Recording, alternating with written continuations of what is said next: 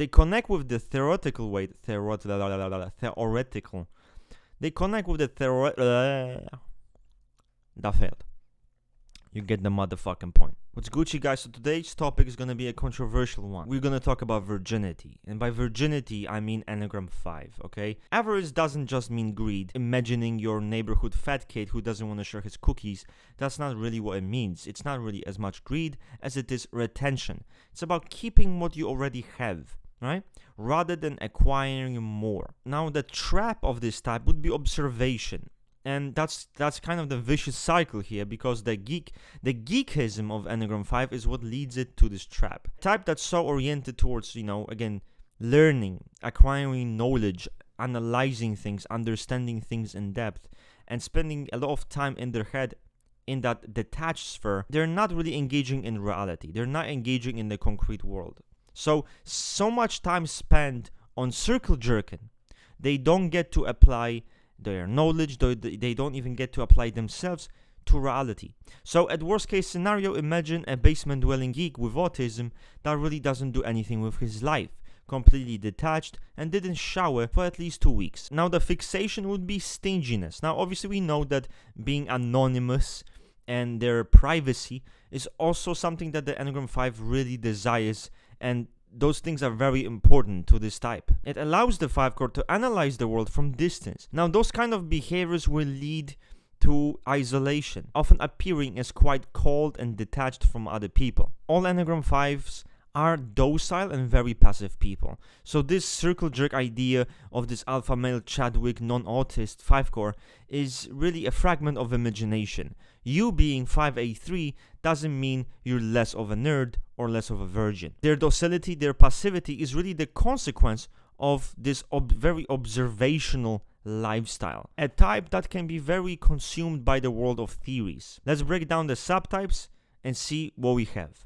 So social subtype, obviously being the most intellectual subtype of Enneagram 5, despite the name social, right, despite the idea of them being circle jerkers of the highest degree, that doesn't mean they're slurpers. They are extremely introspective. What really is social about them is how their ideas work, how their knowledge works, right? It's a totem of knowledge. They will become the source of knowledge. They can be arrogant with their ideas, behaviorally not so much. Even though they want to spread knowledge, they want to be that source of knowledge, they want to be that totem of knowledge, they have great difficulty in imposing their ideas and imposing their knowledge on the external world. There is lack of action and there is lack of energy. They neglect and they can even despise the most sensorical part of life. In relationships, social 5 is very transparent and shy. They connect with the theoretical way,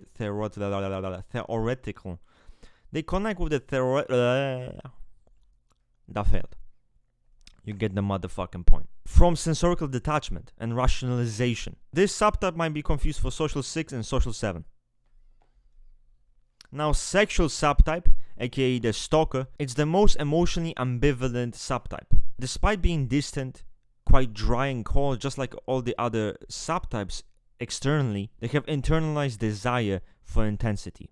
They have the hidden degen. SX5 can be very rude behaviorally, very critical, and quite demanding when it comes to people. The idealization of this subtype is their one-on-one, is their partner, the ideal mate. They idealize and circle jerk, probably even masturbate, to the image of the other that transcends reality. Something so obsessive that really exists only in their mind. Behavior of arrogance tends to hide a lot of hypersensitivity within this subtype. Now, this subtype has a more pessimistic and melancholic view of the future. They often see themselves as helpless and worthless. They connect with the world of theory from the contempt of the world. They create a better version within their own mind. So this subtype can be confused for social. Now lastly, the conservation subtype, which is self-preservation. It is considered the most greedy of a Kant 5, but also the most docile. Guys, you have to remember, I have put a self-preservation 5 at the bottom of the most assertive types. This motherfucker has zero assertiveness. Describes a person who is very individualistic, a person who takes refuge in his mind. His mind is that safe space. His mind is that castle. His mind brings order to the chaos. He's the most neurotic when it comes to survival, when it comes to self-sufficiency. Does not require much.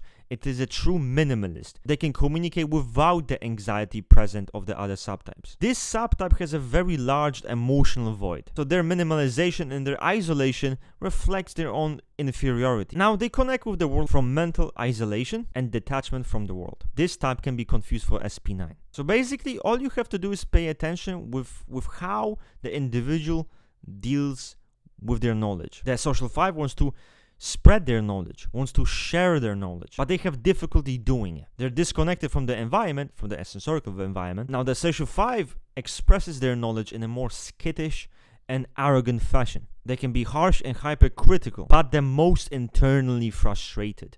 Probably strong incel vibes with this motherfucker. The self-preservation 5 seeks knowledge as means of security. They're not really interested in sharing their ideas. The most emotionally inaccessible 5 core. So that's it, guys. Enneagram 5 explained in depth. I will probably make a poll to see what you guys want next, to kind of really give some fucking direction to this whole series, because we've done a few types already. Anyway, I'm a fucking bounce. Ciao.